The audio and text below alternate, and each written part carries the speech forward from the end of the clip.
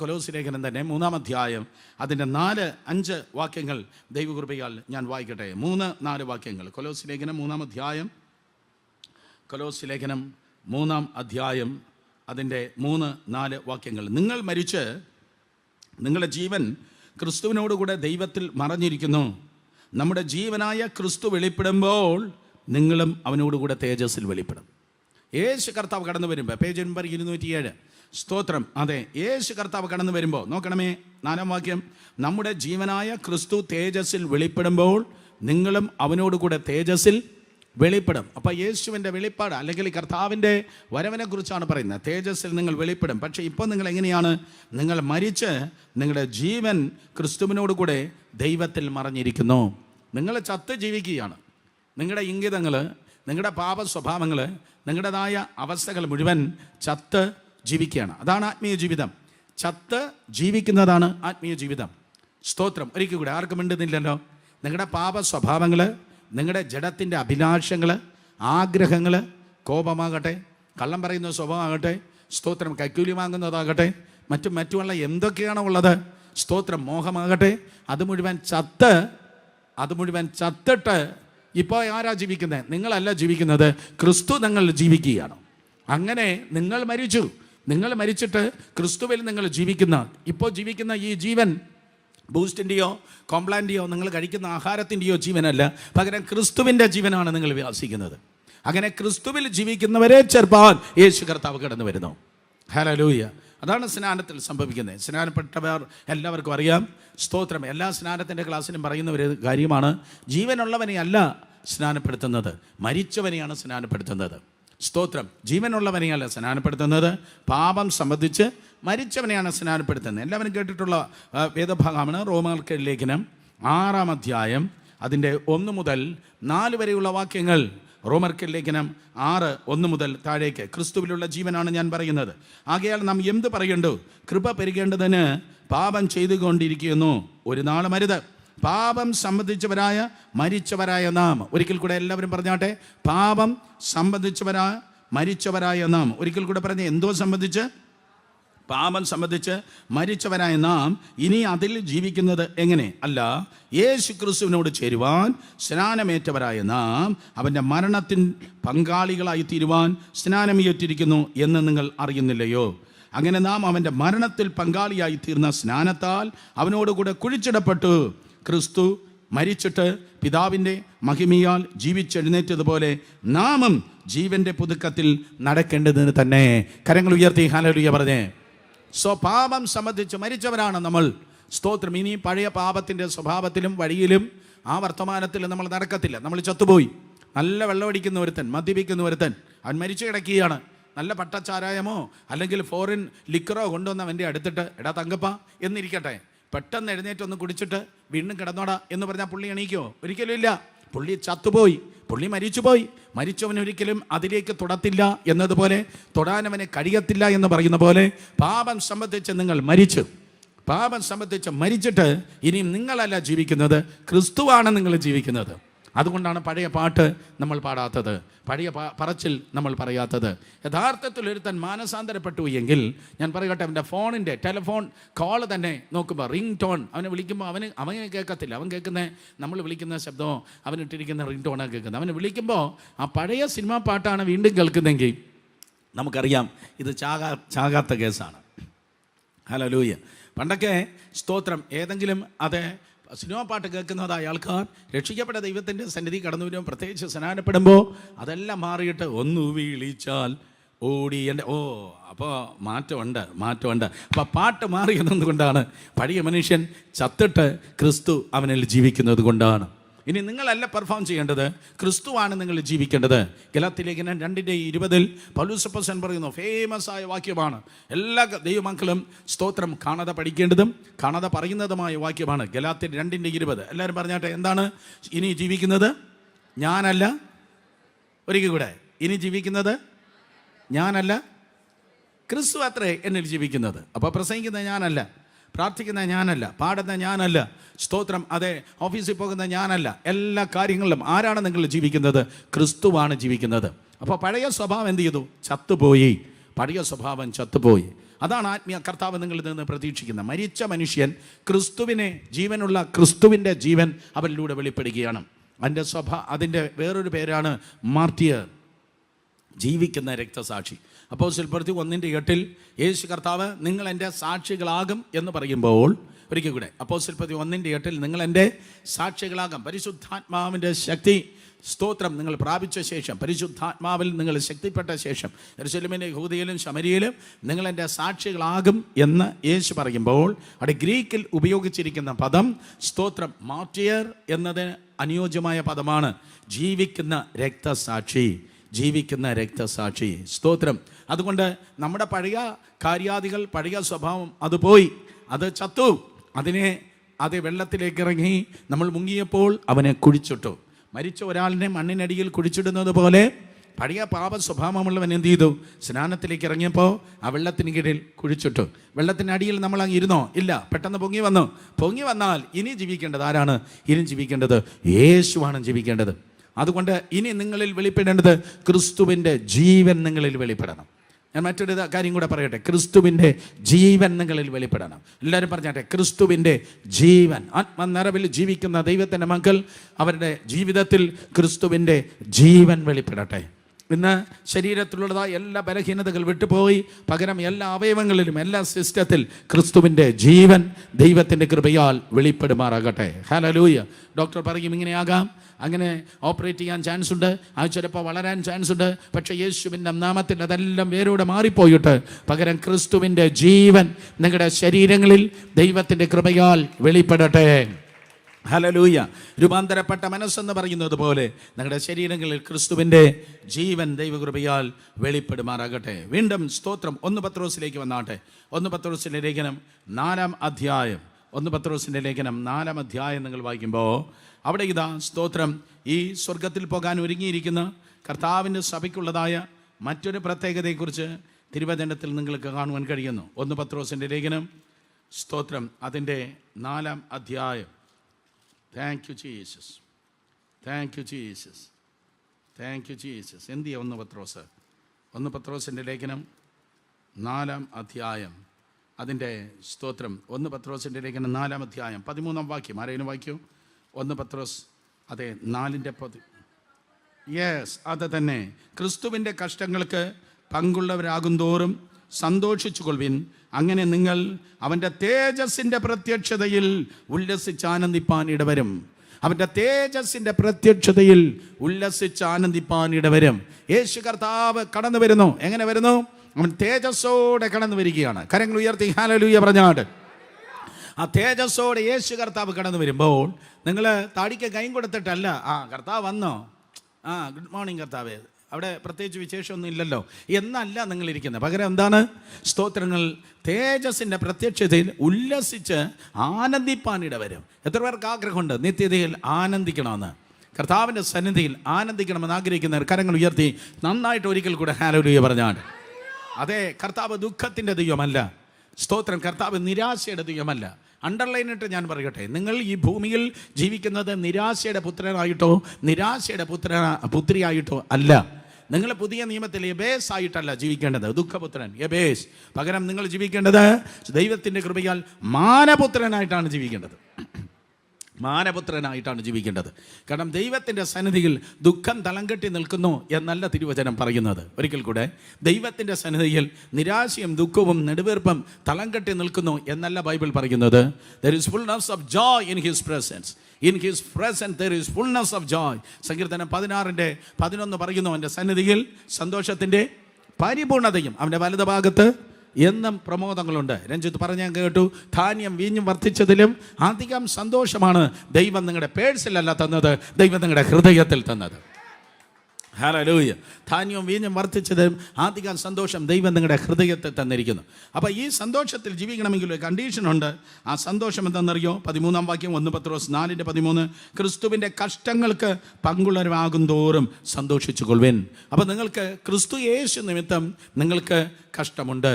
ക്രിസ്തുവിൽ ഭക്തിയോടെ ജീവിപ്പാൻ ആഗ്രഹിക്കുന്ന, ക്രിസ്തു യേശുവിൽ ഭക്തിയോടെ ജീവിപ്പാൻ ആഗ്രഹിക്കുന്ന എല്ലാവർക്കും എന്തുണ്ടാകും? മാസ്റ്റേഴ്സ് ഉണ്ടാകുമെന്നല്ല, PhD കിട്ടുമെന്നല്ല, ക്രിസ്തുവിൻ്റെ ഭക്തിയോടെ ജീവിപ്പാൻ ആഗ്രഹിക്കുന്ന എല്ലാവർക്കും ഉപദ്രവം ഉണ്ടാകും. ഉപദ്രവം ഉണ്ടാകും. ലോകം നിങ്ങളെ ഉപദ്രവിക്കും.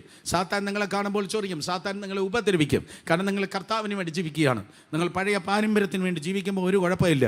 എന്നാൽ സ്തോത്രം, എപ്പോഴാണോ രക്ഷിക്കപ്പെട്ട് കർത്താവിൻ്റെ സന്നിധിയിൽ വരുമ്പോൾ നിങ്ങൾ ലോകക്കാരല്ലാതാകുകയാണ്.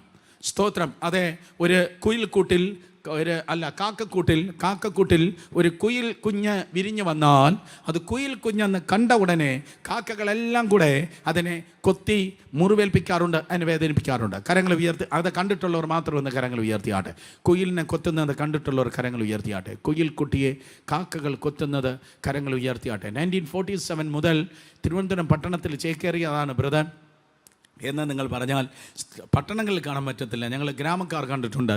സ്തോത്രം. അതെ, ഈ കൊച്ച് കുയിലിനെ കാക്കകളെല്ലാം കൂടെ ഇങ്ങനെ കൊത്താറുണ്ട്. കാരണം കാക്കയെല്ലാം കൂടെ കാ കാ എന്ന് പറയുമ്പോൾ കാക്കക്കുഞ്ഞും എന്ത് ചെയ്യും? കാ കാ എന്ന് തന്നെ പറയും. അമ്മ കാ എന്ന് പറയുമ്പോൾ സ്തോത്രം കാക്കയും കാ എന്ന് തന്നെ പറയും. ഓക്കെ, നീ ഞങ്ങളുടെ ക്ലബ്ബ്. പക്ഷേ കണ്ടാൽ നോക്കുമ്പോൾ സ്തോത്രം, അതെ, ഈ കാക്ക മറ്റേ കുട്ടിയെ നോക്കി കാ എന്ന് പറയുമ്പോൾ അത് കാ എന്നല്ല പറയുന്നത്, അത് കൂ കൂ എന്ന് പറയുമ്പോൾ അവിടെ തെറ്റി. സ്തോത്രം. വേറൊരു സംസാരമാണ്, വേറൊരു ആറ്റിറ്റ്യൂഡാണ്. അതെ, അവർ പറയുന്ന കളിയും തമാശയ്ക്ക് നീ ഇരിക്കുന്നില്ല. ആ ഓഫീസിൽ നീ ഒറ്റപ്പെടുകയാണ്, ആ ജോലിയെ നിങ്ങൾ ഒറ്റപ്പെടുകയാണ്. അമേൻ. ഞാൻ പറയുന്നത് നിങ്ങൾക്ക് മനസ്സിലാവുന്നുണ്ടോ?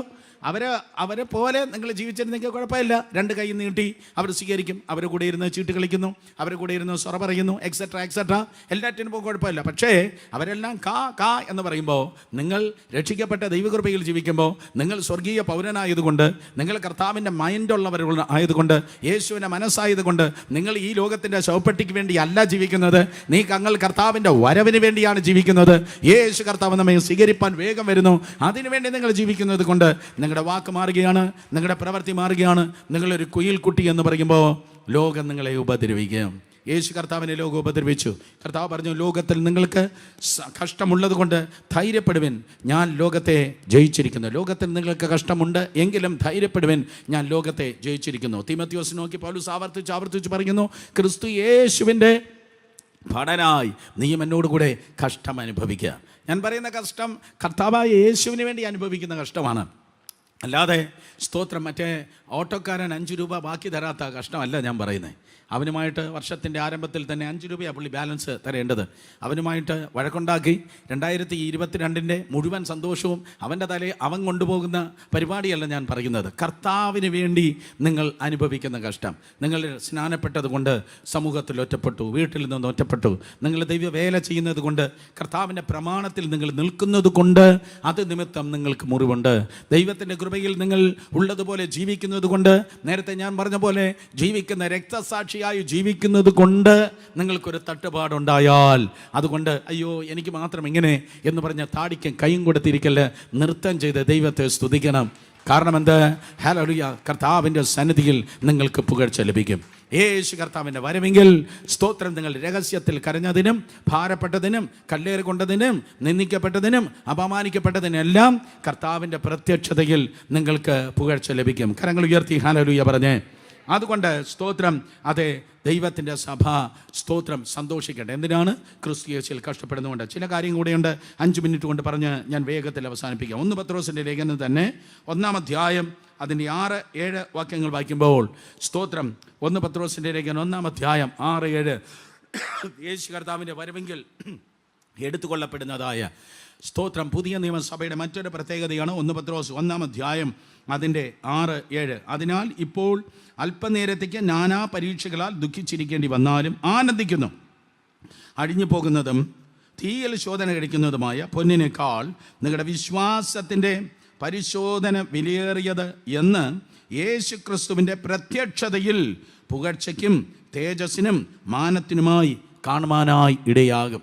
ഈ വാക്യങ്ങളെല്ലാം കർത്താവിൻ്റെ തേജസ്സിൻ്റെ പ്രത്യക്ഷത എന്നാണ് നിങ്ങൾക്ക് കാണാൻ കഴിയുന്നത്. ആ തേജസ്സിൻ്റെ പ്രത്യക്ഷതയിൽ നിങ്ങൾക്ക് സ്തോത്രം പുകഴ്ചയും മാനവും ഉണ്ടാകുമെന്ന്. ആർക്കാണ് പുകഴ്ചയും മാനം ഉണ്ടാകുന്നത്? അതിലിപ്പോൾ അല്പനേരം നാനാ പരീക്ഷകൾ. അവിടെ 2 പദം എഴുതിയിട്ടുണ്ട്. 6-ാം വാക്യത്തിൽ പരീക്ഷകൾ, 9-ാം വാക്യത്തിൽ പരിശോധനകൾ. സ്തോത്രം, ടെസ്റ്റും ടെംപ്റ്റേഷനും അല്ലേ? 6-ാം വാക്യത്തിൽ നോക്കിയേ, അതിലിപ്പോൾ അല്പനേരത്തേക്ക് നാനാ പരീക്ഷകളാൽ ദുഃഖിച്ചിരിക്കേണ്ടി വന്നാലും. അടുത്ത വാക്യത്തിൽ പറയുന്നു, പൊന്നിനേക്കാൾ നിങ്ങളുടെ വിശ്വാസത്തിൻ്റെ പരിശോധന. നോക്കിക്കേ എന്തോ ബ്യൂട്ടിഫുള്ളായിട്ടാണ് പറയുന്നത്. നിങ്ങൾക്ക് ടെസ്റ്റ് ഉണ്ട്, നിങ്ങൾക്ക് ടെംപ്റ്റേഷൻ ഉണ്ട്. ടെംപ്റ്റേഷൻ, പ്രലോഭനം സാത്താനാണ് കൊണ്ടുവരുന്നത്. ഒരു പെണ്ണിനെ കാണിച്ച്, ഒരു ആണിനെ കാണിച്ച്, അതേ വീഡിയോ കാണിച്ച്, ഒരു പടം കാണിച്ച്, മറ്റും സാഹചര്യം കാണിച്ച്, സ്തോത്രം, അതേ ദൈവമില്ലാത്ത പരിപാടി കാണിച്ചു വരുന്നത് ടെംപ്റ്റേഷനാണ്, പ്രലോഭനങ്ങൾ. യേശു കർത്താവിന് സ്തോത്രം അതേ മരുഭൂമിയിൽ വന്നതുപോലെ ഉണ്ടായതുപോലെ വരുന്നതായ പ്രലോഭനങ്ങൾ, ജനമോഹം, കൺമോഹം, ജീവനത്തിൻ്റെ പ്രതാപത്തിൻ്റെ പ്രലോഭനങ്ങൾ. ആ പ്രലോഭനങ്ങളെ എന്ത് ചെയ്യുന്നു? ദൈവത്തിൻ്റെ മക്കൾ ദൈവത്തിൻ്റെ കൃപയാൽ ജയിക്കുന്നു. അടുത്തിരിക്കുന്നവർ നോക്കി പറഞ്ഞാട്ടെ, പ്രലോഭനങ്ങളെ ജയിക്കണം. പറഞ്ഞാട്ടെ, പ്രലോഭനങ്ങളെ ജയിക്കണം. അവരെ നിർബന്ധിച്ചത് കൊണ്ട് ഞാൻ ഇങ്ങനെയായി, അവരെ നിരന്തരം മെസ്സേജ് അയച്ചത് കൊണ്ട് ഞാൻ ഇങ്ങനെയായി. നോവേ, അവർ ഹായ് പറയട്ടെ, നിങ്ങൾ മിണ്ടാതിരിക്കുക. സ്തോത്രം. ആ വാട്സപ്പിൽ നിന്ന് ആ നമ്പർ, ആ മെസ്സേജ് ഡിലീറ്റ് ചെയ്യും. അവരെ പറ്റുമെങ്കിൽ ബ്ലോക്ക് ചെയ്യും. കാരണം കർത്താവില്ലാത്ത ഒരു മാങ്ങാത്തൊലിയും നിങ്ങൾക്ക് ആവശ്യമില്ല. ഐ എം സോറി, ഞാൻ തിരുവനന്തപുരം മലയാളമായി ആയിപ്പോയി പറഞ്ഞത്. യേശുവിൽ നിന്ന് അകറ്റുന്ന ഒരു ആകർഷണവും ഒരു ചിലന്തി വലകളും നിങ്ങളുടെ ജീവിതത്തിൽ വേണ്ട. ഹല്ലേലൂയ. അതുകൊണ്ട് പ്രലോഭനങ്ങൾ എല്ലാവരും, അയ്യോ നിങ്ങളെ കാര്യമല്ല പറഞ്ഞത്. ഒരിക്കലൂടെ സ്തോത്രം, യേശു ഇല്ലാത്ത സ്തോത്രം കർത്താവിൽ നിന്ന് അകറ്റുന്ന പ്രലോഭനങ്ങൾ വേണ്ട. വിശ്വസിക്കുന്നവർ കരങ്ങളെ അടിച്ച് ദൈവത്തെ സ്തുതിച്ചേ. രണ്ടാമതായി പറയുന്നു ശോധനകൾ, പരിശോധനകൾ, ടെസ്റ്റ്. തീയിലൂടെ പോകുന്നത് പോലെ, വെള്ളത്തിലൂടെ പോകുന്നത് പോലെ ഉള്ളതായ ശോധനകൾ, പരിശോധനകൾ നിങ്ങൾ ജയിക്കുന്നു, പ്രലോഭനങ്ങളെ ജയിക്കുന്നു. ഞാൻ ആവർത്തിക്കുന്നു, അതെ, സ്തോത്രം, പ്രലോഭനങ്ങളെ നിങ്ങൾ ജയിക്കുന്നു, അതുപോലെ പരിശോധനകളെയും നിങ്ങൾ ജയിക്കുന്നു. വീണ്ടും അബ്രഹാമിൻ്റെ പരിശോധനയെക്കുറിച്ച് ഒറ്റ സെൻറ്റൻസ് ഞാൻ പറയട്ടെ. അബ്രഹാം മകനെ നൽകിയപ്പോൾ, സ്തോത്രം, അതെ, മോറിയാമലയിൽ അബ്രഹാം മകനെ നൽകിയപ്പോൾ തമ്പുരാൻ ഇങ്ങനെയാണ് സ്തോത്രം അബ്രഹാമിനോട് ആ ഇസഹാക്കിന് പകരം ആട്ടിൻകുട്ടിയെ യാഗമാക്കി കഴിഞ്ഞപ്പോൾ കർത്താവ് ഇങ്ങനെയാണ് പറഞ്ഞത്, അബ്രഹാമേ ഞാൻ നിന്നെ ഐശ്വര്യമായി അനുഗ്രഹിക്കും. ശബ്ദം ഉയർത്തി പറഞ്ഞാട്ടെ, എന്താണ്? ഐശ്വര്യമായി അനുഗ്രഹിക്കും. നമുക്ക് നല്ലൊരു ഐശ്വര്യമുണ്ട്. സ്തോത്രം. അവളത് കേൾക്കുന്നതെന്ന് എനിക്കറിയത്തില്ല. എന്താണ് ഐശ്വര്യമായെന്ന് പറഞ്ഞാൽ അതിൻ്റെ അർത്ഥം എന്ന് പറയുന്നത് നീ അനുഗ്രഹത്തിന് അടയാളമായി തീരും. അനുഗ്രഹത്തിന് നീ അടയാളമായിരിക്കും. അതുകൊണ്ടാണ് ശാപത്തിൽ നിന്നുള്ള വിടുതലിനെ കുറിച്ച് പൗലോസ് അപ്പോസ്തലൻ ഗലാത്യ ലേഖനം 3-ാം അധ്യായം എഴുതിയപ്പോൾ യാക്കോബിൻ്റെ അനുഗ്രഹമെന്നോ യോസെഫിൻ്റെ അനുഗ്രഹമെന്നല്ല പറഞ്ഞത്, അബ്രഹാമിൻ്റെ അനുഗ്രഹം എന്ന് പറഞ്ഞത്. അർത്ഥം, നീ ഒരു സംസാര വിഷയമാകും, നീ ഒരു റോൾ മോഡലാകും. നിന്നെ പോലെ എന്ന നാട്ടുകാർ പറയും. ഓ കമോൺ, നിന്നെ പോലെ എന്ന നാട്ടുകാർ പറയും. നീ അവരെ ഫോളോ ചെയ്യത്തില്ല, അവർ നിന്നെ ഫോളോ ചെയ്യുവാൻ വേണ്ടി പോകുന്നു. കണ്ടീഷൻ, ശോധനകളെ ജയിക്കണം, പ്രലോഭനങ്ങളെ ജയിക്കണം. പാസ്റ്റർമാർ നിന്നെ അനുകരിക്കണം, പ്രാസംഗികന്മാർ നിന്നെ അനുകരിക്കണം. അതെ, വിശ്വാസികൾ നിന്നെ കണ്ട് പഠിക്കണം. ഹല്ലേലൂയ. ഏതോ ഗ്രീനിച്ച് ക്ലോക്ക് നോക്കിയിട്ട് ലോകത്തിലുള്ള എല്ലാ ക്ലോക്കിൻ്റെ സമയം കറക്റ്റ് ചെയ്യുന്നത് പോലെ തിരുവനന്തപുരത്ത് നീ ഒരു ആത്മീയ ക്ലോക്കായി ദൈവകൃപയാൽ നിൽക്കണം, യേശുവിൻ നാമത്തിൽ. ഹല്ലേലൂയ. ആരെങ്കിലും സന്തോഷമുണ്ടെങ്കിൽ ദൈവത്തെ സ്തുതിച്ചാട്ടെ. പ്രലോഭനങ്ങളെ ജയിക്കുന്നു, ശോധനകളെ ജയിക്കുന്നു. പ്രലോഭനങ്ങളെ ജയിക്കുന്ന, ശോധനകളെ ജയിക്കുന്ന ദൈവത്തിൻ്റെ സഭയെ ചേർപ്പാൻ യേശു കർത്താവ് കടന്നു വരുന്നു. യാക്കോബിന്റെ ലേഖനം 1-ാം അധ്യായം 12-13 വാക്യങ്ങളിലും സ്തോത്രം യാക്കോബ് അപ്പോസ്തലൻ ശോധനകളെ കുറിച്ച് പറയുന്നുണ്ട്, പരീക്ഷകളെ കുറിച്ച് പറയുന്നുണ്ട്.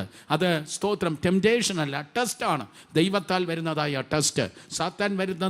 സാത്താൻ കൊണ്ടുവരുന്ന പ്രലോഭനങ്ങളെ ജയിക്കുന്നു, അതുപോലെ ദൈവത്താൽ വരുന്നതായ ടെസ്റ്റിനെയും ജയിക്കുന്നു. വീണ്ടും തിരുവചനം പറയുന്നു, സ്തോത്രം, 1 തെസ്സലോനിക്ക ലേഖനം 5-ാം അധ്യായം അതിൻ്റെ 23-ാം വാക്യം. 1 തെസ്സലോനിക്ക ലേഖനം 5-ാം അധ്യായം അതിൻ്റെ 23-ാം വാക്യം. 1 തെസ്സലോനിയൻ 5:23.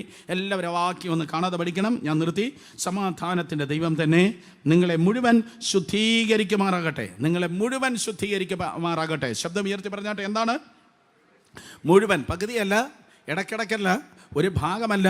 സമാധാനത്തിൻ്റെ ദൈവം തന്നെ നിങ്ങളെ മുഴുവൻ ശുദ്ധീകരിക്കുമാറാകട്ടെ. സ്വന്തം കരത്തെ തലമേൽ വെച്ചിട്ട് പറഞ്ഞാട്ടെ, എന്നെ മുഴുവൻ ശുദ്ധീകരിക്കണം. എല്ലാവരും പറഞ്ഞ മക്കളെ, എന്നെ മുഴുവൻ ശുദ്ധീകരിക്കണമേ. ഹല്ലേലൂയ. അശുദ്ധിയെല്ലാം ചാരമാകട്ടെ,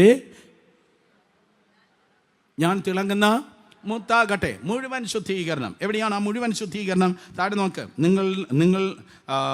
നിങ്ങളുടെ ആത്മാവും പ്രാണനും ദേഹവും അശേഷം നമ്മുടെ കർത്താവായ യേശു ക്രിസ്തുവിൻ്റെ പ്രത്യക്ഷതയിൽ അനന്യമായി വെളിപ്പെടേണ്ടതിന്. നമുക്ക് എത്ര ബ്യൂട്ടിഫുള്ളായി വചനം എഴുതിയിരിക്കുന്നു, അവൻ്റെ പ്രത്യക്ഷത.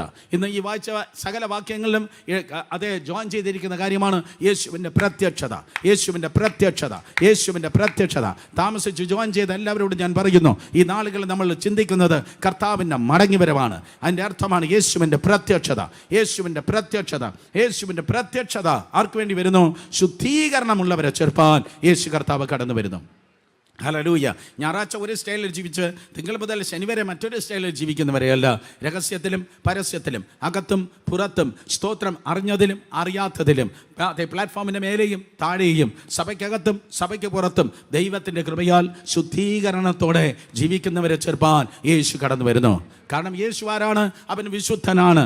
ദൈവം പറഞ്ഞ വാക്യം എല്ലാവരും പറഞ്ഞാട്ടെ, ഞാൻ വിശുദ്ധനായിരിക്കാൻ നിങ്ങളും വിശുദ്ധരായിരിപ്പിൻ. അടുത്തിരിക്കുന്നവർ നോക്കി പറ, നിങ്ങൾ വിശുദ്ധരായിരിക്കണം. പറഞ്ഞാട്ടെ, സ്തോത്രം, നിങ്ങൾ വിശുദ്ധനായിരിക്കണം. നിങ്ങൾ അങ്ങോട്ട് മാത്രം നോക്കിയാൽ പറ്റത്തില്ല, എന്നെ നോക്കി ഒന്ന് പറഞ്ഞേ, നിങ്ങൾ എങ്ങനെയായിരിക്കണം? പറ മക്കളെ, എല്ലാവരും പറ, എങ്ങനെയായിരിക്കണം? പറ, വിരൽ ചൂണ്ടി പറ, ധൈര്യമായിട്ട് പറ. നിങ്ങൾ ആരായിരിക്കണം? വിശുദ്ധനായിരിക്കണം. സ്തോത്രം, വിശുദ്ധനായിരിക്കണം. അത് വളരെ ഇമ്പോർട്ടൻ്റ് ആണ്. നമ്മൾ സാഹചര്യങ്ങളിൽ കുടുങ്ങാത്തതും നമ്മൾ സാഹചര്യങ്ങൾ ഓടിപ്പോകാത്തതും. സ്തോത്രം, ഞാൻ എന്നെക്കുറിച്ച് പറയട്ടെ, നമ്മളെ ഉത്തരവാദിത്വമുള്ള ജനമുണ്ട്. നമ്മൾ നോക്കി നിൽക്കുന്ന ഒരു കൂട്ടം ആത്മാക്കളുണ്ട്. യോസെഫ് പാപം ചെയ്തിരുന്നെങ്കിൽ ഇസ്രായേൽ ജനത്തിൻ്റെ ചരിത്രം മറ്റൊന്നായേനെ.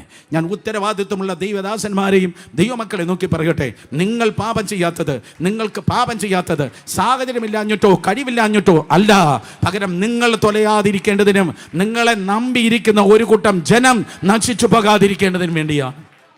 അതുകൊണ്ട് യേശുവിൻ നാമത്തിൽ കർത്താവിൻ്റെ കൃപയാൽ വിശുദ്ധിയിൽ ജീവിച്ചാട്ടെ. നിന്റെ വാക്ക് വിശുദ്ധമുള്ളതാകട്ടെ, നിന്റെ ചാറ്റ് വിശുദ്ധമുള്ളതാകട്ടെ, നിന്റെ നോട്ടം വിശുദ്ധമുള്ളതാകട്ടെ, നിന്റെ രഹസ്യം പരസ്യം വിശുദ്ധമാകട്ടെ. കാരണം കടന്നു വരുന്ന കർത്താവ് വിശുദ്ധന്മാരെ ചേർപ്പാൻ യേശു കടന്നു വരുന്നു.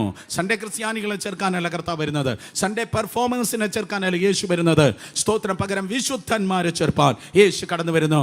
കർത്താവ് പറഞ്ഞു, ഹൃദയ ശുദ്ധി ഉള്ളവർ ഭാഗ്യവാന്മാർ, അവർ ദൈവത്തെ കാണും. മിണ്ടുന്നില്ല. ഹൃദയ ശുദ്ധിയുള്ളവർ, അവർ പ്രാസംഗികരാകട്ടെ, അവർ പ്രവാചകന്മാരാകട്ടെ, ദൈവദാസന്മാരാകട്ടെ, പഴയ വിശ്വാസിയാകട്ടെ, പുതിയ വിശ്വാസിയാകട്ടെ, അവർ സഭയിലെ ഏത് സ്റ്റാറ്റസിൽ നിന്നാലും ദൈവത്തിൻ്റെ വചനം പറയുന്നു, ഹൃദയ ശുദ്ധി ഉള്ളവർ ഭാഗ്യവാന്മാർ, അവർ ദൈവത്തെ കാണും. കരങ്ങൾ ഉയർത്തി ഹല്ലേലൂയ പറ. ഇന്ന് ഞാനിങ്ങനെ സ്തോത്രം ഇൻഡിഗോ വിമാനത്തിൽ ഇങ്ങനെ വന്നപ്പോൾ സ്തോത്രം, അതെ നല്ല ടയർഡാണ്, 2 ദിവസമായി ഉറങ്ങിയിട്ട്. എൻ്റെ മുഖത്ത് നിങ്ങൾക്ക് അത് കാണാൻ കഴിയുമായിരിക്കും. സ്തോത്രം, ആരോട് വിരോധമുള്ളത് കൊണ്ടല്ല ഞാനിങ്ങനെ നിൽക്കുന്നത്.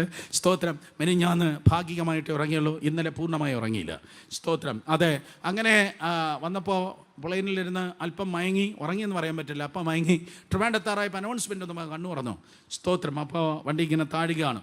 സ്തോത്രം, ആ വിൻഡോയിലൂടെ നോക്കുമ്പോഴേക്കും വലതുവശത്തെ കടലാണ്, ഇടതുവശത്ത് കെട്ടിടങ്ങളും മലയൊക്കെയാണ്. അപ്പോൾ എനിക്ക് മനസ്സിലായി, സ്തോത്രം, ഇത് കോവളത്ത് പോയി കറങ്ങിയല്ല ഇത് ലാൻഡ് ചെയ്യുന്നത്, ഇത് ടെക്നോ പാർക്കിന് മുകളിലൂടെയാണ് ഈ സംഭവം ലാൻഡ് ചെയ്യാൻ വേണ്ടി പോകുന്നത്. ഓക്കെ കർത്താവേ, സേഫ് ലാൻഡിങ്ങിനായി സ്തോത്രം എന്നൊക്കെ പറഞ്ഞ് ഇങ്ങനെ പ്രാർത്ഥിച്ചിരിക്കും. നിങ്ങൾ വണ്ടി എടുക്കുമ്പോഴേ എപ്പോഴും പ്രാർത്ഥിച്ചേ പോകാവൂ. ഓ, മിണ്ടുന്നില്ല. നിങ്ങൾ വണ്ടി എടുക്കും, യേശുവിൻ്റെ രക്തം ജയം എന്ന് പറഞ്ഞ് പ്രാർത്ഥിച്ചേ പോകാവൂ. ആമേൻ. ഞാൻ എല്ലാ ഫ്ലൈറ്റിലും കയറുമ്പോൾ വാതുക്കൽ നിൽക്കുന്നതായ മറ്റേ പെൺകുട്ടിയുണ്ടല്ലോ, അവൾ നിൽക്കേ എല്ലാ പല്ലും കാണിച്ച് ഗുഡ് മോർണിംഗ് സർ എന്ന് പറയുമ്പോഴേക്കും വെൽക്കം ബോർഡ്. ആരാ? Air hostess. അല്ലാതെ എൻ്റെ കമാൺ നിങ്ങൾ സ്തോത്രം, അതെ എന്ന് പറയുമ്പോൾ അതെ അവളെ നോക്കി അവൾ ചിരിച്ചതുപോലെ ചിരിച്ചില്ലെങ്കിൽ നമ്മൾ ചിരിക്കുമ്പോൾ തന്നെ ആ വണ്ടിയുടെ മേൽ കൈവച്ച് ഇങ്ങനെ പറയും, യേശുവിൻ്റെ രക്തത്താൽ ജയം. ഒരു ഡ്രസ്സ് നിങ്ങൾ ധരിക്കാൻ എടുക്കുമ്പോഴും പറയണം, യേശുവിൻ്റെ രക്തത്താൽ ചെയ്യാം. ഒരു വണ്ടി കയറുമ്പോൾ പറയണം, യേശുവിൻ്റെ രക്തത്താൽ ചെയ്യാം. എല്ലാ ദിവസവും രാവിലെ വീട്ടിൽ നിന്ന് ഉറക്കമെണീക്കുമ്പോൾ തന്നെ ഉടനെ പറയണം, stay right under the blood, യേശുവിൻ്റെ രക്തത്തിൽ ഞാൻ എന്നെ തന്നെ മറയ്ക്കുന്നു. ഹല്ലേലൂയ. കരങ്ങൾ ഉയർത്തി ഹല്ലേലൂയ പറഞ്ഞാട്. അങ്ങനെയാകുമ്പോൾ നിങ്ങൾക്ക് നേരെ വരുന്ന അഗ്നി അസ്ത്രങ്ങൾ, ചെയ്യാൻ കാത്തിരിക്കുന്ന ദുർഭൂതങ്ങൾ അറബിക്കടലിലേക്ക് ചെതറിപ്പോകും. സോ ഞാൻ പറഞ്ഞു വന്നത് ഇതാണ്, വണ്ടി ഇങ്ങനെ ലാൻഡ് ചെയ്യാൻ വേണ്ടി പോവുകയാണ്. അങ്ങനെ ലാൻഡ് ചെയ്ത് താണ് ഇങ്ങനെ വന്ന് സ്തോത്രം എയർപോർട്ടിൻ്റെ ക്യാമ്പസിലേക്ക് വന്നപ്പോൾ ഒത്തിരി ഉയരത്തിലാണ് സംഭവം നിൽക്കുന്നത്. ഒരു 10 നില കെട്ടിടത്തിൻ്റെ ഉയരത്തിലാണ് സംഭവം. അപ്പോൾ ഇതെങ്ങനെ ലാൻഡ് ചെയ്യാം? ഇത് ലാൻഡാണെങ്കിൽ ഇന്ന് വൈകിട്ട് ബൈബിൾ സ്റ്റഡിക്ക് വേറെ ആരെങ്കിലും പ്രസംഗിക്കും എന്നുള്ള കണ്ടീഷനായി. കാര്യം ഇത് ഇത്രയും ഹൈറ്റിൽ നിൽക്കുകയാണ്. സ്തോത്രം, ഇത് ഇപ്പോൾ ടച്ച് ഡൗൺ ചെയ്യുകയാണെങ്കിൽ അതെ സ്തോത്രം മൂക്കുത്തി നിലത്ത് വീടും. ഇന്ന് ബൈബിൾ സ്റ്റഡിക്ക് വേറെ ആരെങ്കിലും നോക്കിയാൽ മതി. അടുത്ത ഞായറാഴ്ചത്തേക്കും തുടർന്നുള്ള ദിവസങ്ങളിലും ആരെങ്കിലും നോക്കിയാൽ മതി. അങ്ങനെ ആരും പ്രാർത്ഥിക്കില്ല, ആരും ആഗ്രഹിക്കുന്നില്ലല്ലോ അല്ലേ? സ്തോത്രം. അല്ല, നിങ്ങളുടെ നോട്ടവും ഭാവമൊക്കെ കണ്ടപ്പോൾ, നിങ്ങളുടെ നോട്ടവും ഭാവമൊക്കെ കണ്ടപ്പോൾ എനിക്ക് സ്തോത്രം സംശയമുണ്ട്. ഓക്കെ, അപ്പോൾ സ്തോത്രം ഇങ്ങനെ താണ് വന്നത് വളരെ പെട്ടെന്ന് തന്നെ വീണ്ടും പൊങ്ങി. വീണ്ടും പൊങ്ങി. അടുത്തിരുന്ന ആളിനോട് ഞാൻ പറഞ്ഞു ലാൻഡിങ് അബോർട്ട് ചെയ്തു എന്ന് പറഞ്ഞാൽ ലാൻഡിങ് ക്യാൻസൽ ചെയ്തു. അപ്പോൾ അവർക്കങ്ങ് പേടിയായി. അയ്യോ, ലാൻഡിങ് ക്യാൻസൽ ആയി. പുള്ളിക്ക് ലാൻഡ് ചെയ്യാൻ അറിയത്തില്ലയോ? ലാൻഡിങ് അറിയാത്ത ആളാണോ? വിമാനത്തെ താഴെ ഇറക്കാൻ അറിയാത്ത ആളിനെയാണോ സ്തോത്രം അവിടെ പിടിച്ചിരുത്തിയിരിക്കുന്നത് എന്ന് ഞാൻ പറഞ്ഞു. മേ ബി സം തടസ്സം എന്തെങ്കിലും ഉണ്ടായിരിക്കും. No problem. സ്തോത്രം. നമ്മൾ ഒറ്റയ്ക്കല്ല, ഞാൻ ഒറ്റയ്ക്കല്ല ഇവിടെ കയറിയ. ഉടനെ പുള്ളിക്കാരി ചോദിച്ചു, ഫാമിലി ഉണ്ടോ, ഫ്രണ്ട് ഉണ്ടോ? ഞാൻ പറഞ്ഞു അയ്യേ അല്ല, അത് വേറെ, ഞാൻ ഒറ്റയ്ക്കല്ല. പിന്നെ അത് നമുക്ക് ഇത്രയും നേരം ഉറങ്ങിയത് കൊണ്ട് സ്തോത്രം അവർ കുറുക്കമ്പലി കേട്ടോന്ന് എനിക്കറിയത്തില്ല. പിന്നെ 5 മിനിറ്റ് അവർ സുവിശേഷം കേട്ടു. പിന്നെ അത് ടച്ച് ഡൗൺ ആയപ്പോഴേക്കും ദൈവത്തിൻ്റെ കൃപയാൽ സ്തോത്രം. അതെ, വേണമെങ്കിൽ അപ്പോൾ അത്രയും വലിയ വിമാനം എയർബസ് A321 അത്രയും താണു വന്നാൽ വേണമെങ്കിൽ സ്തോത്രം ആ ലാൻഡിങ് ഗിയർ വീണ്ടും സ്തോത്രം പൂർവ്വസ്ഥിതിയിലാക്കി ലാൻഡിങ് മാറ്റിയിട്ട് മറ്റൊരു ചോയ്സ് എടുത്ത് വീണ്ടും പൊങ്ങി വീണ്ടും കടലിനപ്പുറത്തൂടെ കറങ്ങി വന്ന് വീണ്ടും ലാൻഡ് ചെയ്യാൻ പറ്റും. പക്ഷെ വിശുദ്ധിക്ക് വേറൊരു ചോയ്സ് ഇല്ല.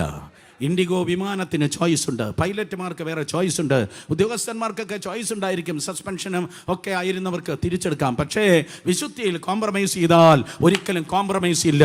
വിശുദ്ധന്മാരെ ചേർപ്പാൻ കർത്താവ് വീണ്ടും വരുന്നുണ്ട്. കരങ്ങൾ അടിച്ച് ദൈവജനം ദൈവത്തെ സ്തുതിച്ചേ.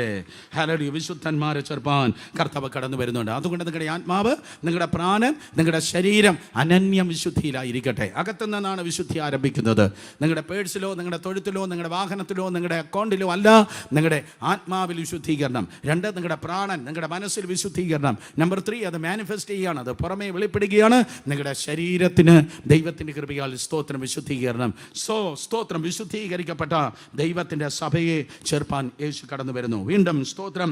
അത് മർക്കോസ് വിശേഷം 13:33 മടങ്ങി വരുന്ന കർത്താവ് സഭ എങ്ങനെയായിരിക്കണമെന്ന് പറയുന്നു. ഞാൻ ഏതുകൊണ്ട് ഒരു മെസ്സേജ് ഇതിനെക്കുറിച്ച് പണ്ട് പറഞ്ഞിട്ടുള്ളതാണ്. പക്ഷേ ആ വാക്യം മാത്രം ഞാൻ വായിച്ചു പോകട്ടെ. മർക്കോസ് വിശേഷം 13-ാം അധ്യായം അതിൻ്റെ 33-ാം വാക്യം. സ്തോത്രം. മർക്കോസ് വിശേഷം 13:33 വായിക്കുമ്പോൾ 13:33 ആ കാലം എപ്പോൾ എന്ന് നിങ്ങൾ അറിയാതെ കൊണ്ട് സൂക്ഷിച്ചുകൊള്ളുവിൻ, ഉണർന്നും പ്രാർത്ഥിച്ചും കൊണ്ടിരിപ്പിൻ. യേശു എപ്പോഴാണ് വരുന്നതെന്ന് നിങ്ങൾക്കറിയത്തില്ല. ഒരു പ്രവാചകൻ പറവാൻ തക്കവണ്ണം കഴിയത്തില്ല. അടുത്ത കുറേ വേരിയൻറ്റിന് വരുന്നതിന് മുമ്പ് യേശു വരും. മുല്ലപ്പെരിയാർ പൊട്ടുന്നതിന് മുമ്പ് യേശു വരും. അല്ലെങ്കിൽ വാക്സിൻ വരുന്നതിന് മുമ്പ് യേശു വരും എന്നൊന്നും ആർക്കും പറവാൻ തക്കവണ്ണം കഴിയത്തില്ല. സ്തോത്രം. വരുന്ന കർത്താവിനെ അറിയത്തില്ല, പരിശുദ്ധാത്മാവിനെ അറിയത്തില്ല, ദൂതന്മാർ പോലും അറിയുന്നില്ല. പിതാവായ ദൈവത്തിന് മാത്രമേ അറിയത്തുള്ളൂ. അതുകൊണ്ട് നാളും നാഴികയും അറിയാതെ കൊണ്ട് നിങ്ങൾ എന്ത് ചെയ്യണം? ഉണർന്നും പ്രാർത്ഥിച്ചും ഇരിക്കണം. ശബ്ദമുയർത്തി പറഞ്ഞാട്ടെ, എങ്ങനെ ഇരിക്കണം? കർത്താവിൻ്റെ വരവിന് വേണ്ടി പറഞ്ഞേ ഉണർന്നും പ്രാർത്ഥിച്ചുമിരിക്കണം. ശക്തിയോടെ ഒരിക്കൽ കൂടെ ഉണർന്നും പ്രാർത്ഥിച്ചുമിരിക്കണം. വല്ലാത്ത കാലത്തിലൂടെ പോകുകയാണ് തമിഴ്നാട്. സ്തോത്രം. അതെ, എല്ലാ ദിവസങ്ങളും മറ്റോ കർഫ്യൂ പ്രഖ്യാപിക്കുന്നു. സൺഡേ വന്ന് ലോക്ക്ഡൗൺ എന്ന് പറയുന്നു. തമിഴ്നാട്ടിലുള്ള ലക്ഷക്കണക്കിന് വിശ്വാസികൾക്ക് കൂടി വരുവാൻ കഴിയാത്ത ഒരവസ്ഥയിലേക്ക് പോകുന്നു. എക്സെട്ര ഇങ്ങനെ ഒരു വല്ലാത്ത കാലത്തിലൂടെ നമ്മൾ പോകുമ്പോൾ ആർക്കാണ് മനസ്സ് ക്ഷീണിക്കാതെ സ്തോത്രം പിടിച്ചു നിൽപ്പാൻ കഴിയുന്നത്? ഉണർന്നും പ്രാർത്ഥിച്ച് നിൽക്കുന്നവർക്ക് മാത്രമേ ഈ അന്ത്യകാലത്ത് പിടിച്ചു നിൽപ്പാൻ കഴിയത്തുള്ളൂ.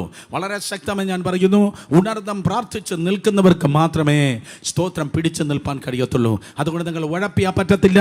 നിങ്ങൾ ആത്മാവിൽ ഉണരണം. ഏറ്റവും ഉണർത്തപ്പെട്ട വിശ്വാസി നിങ്ങളായിരിക്കണം. നിങ്ങളുടെ പുറത്തെ മനുഷ്യൻ ഉറങ്ങിയാലും നിങ്ങളുടെ അകത്തെ മനുഷ്യൻ ഉണർന്നിരിക്കട്ടെ.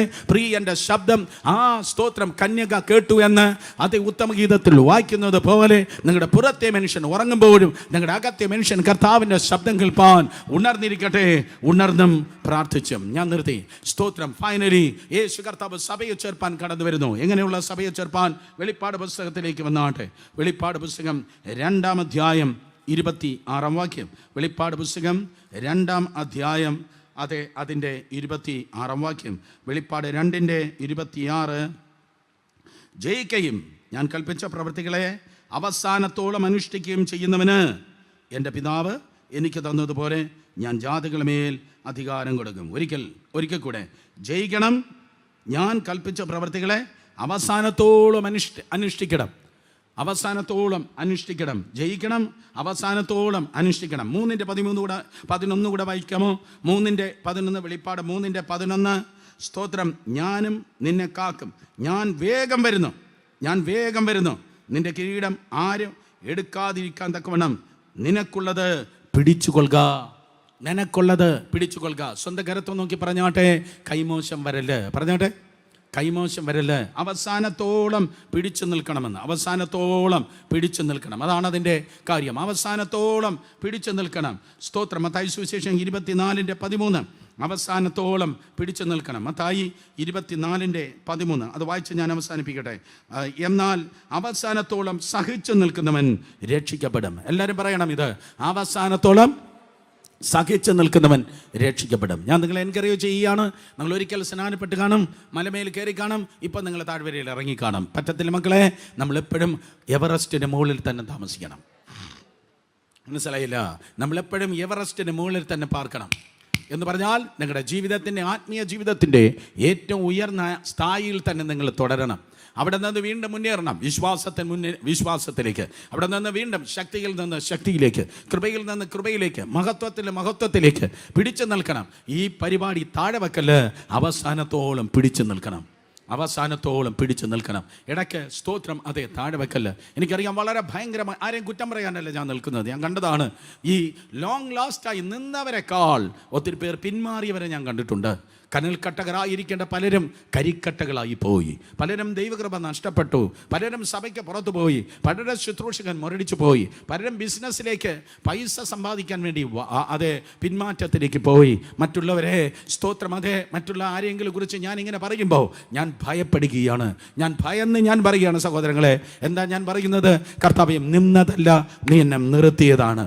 ദൈവത്തിൻ്റെ കൃപ തന്നാൽ മാത്രമേ നമുക്ക് നിൽക്കാൻ തക്കവണ്ണം കഴിയത്തുള്ളൂ.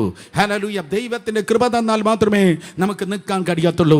നിനക്കെതിരെ സംസാരിക്കുന്ന സാത്താൻ കാണും, നിന്നെ കൂടെ നിന്ന് ചതിക്കുന്നവർ കാണും, നിന്നെ അക്സെപ്റ്റ് ചെയ്യാത്ത ജനം കാണും. എന്നാൽ അവരുടെ നടുവിൽ ഞാൻ നിന്നതല്ല, കർത്താവ് പണം തന്നല്ല, കൃപ തന്ന് എന്നെ ദൈവത്തിൻ്റെ കൃപയാൽ നിർത്തിയതാണ്. നിങ്ങളെ നിർത്തിയതാണ്.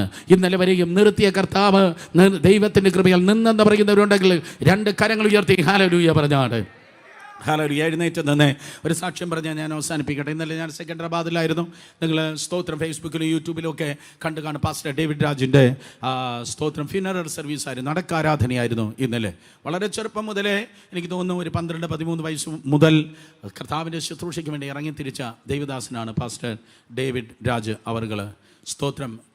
ഞാൻ ഇന്നലെ ഫ്യൂനറൽ സർവീസ് പറഞ്ഞ പോലെ TPMൻ്റെ ഏറ്റവും ഗ്ലോറിയസ് ആയി നിന്ന ഒരു ദൈവദാസനുണ്ട്, പാസ്റ്റർ സി ജോൺ. അദ്ദേഹത്തിൻ്റെ ഒരുപക്ഷെ ഒരു 10-40 വർഷം മുമ്പ് ആയിരുന്നു അദ്ദേഹം ഉണ്ടായിരുന്നത്. അദ്ദേഹത്തിൻ്റെ പ്രസംഗങ്ങൾ ഇപ്പോഴും യൂട്യൂബിൽ നിങ്ങൾക്ക് കേൾക്കാൻ തക്കവണ്ണം കഴിയും. Pastor C John.